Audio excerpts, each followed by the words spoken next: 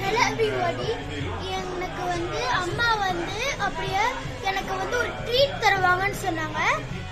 இது நாங்கள் டெக்ஸஸ் வந்திருக்கோம். டெக்ஸஸ்னா யூஎஸ் பார்பிக்யூ இந்த மாதிரி பெருசு பெருசா ஹிக்ரீஸ்க்கு வந்திருக்கோம். நான் எங்களோட வீட்டு பக்கத்துல தான் இருக்குது.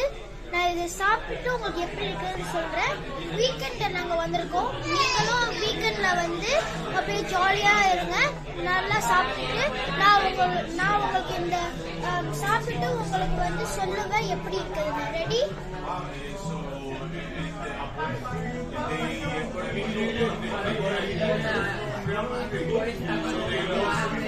சூப்பரா இருக்குது. எல்லாமே இருக்கு. பாய் பாய்.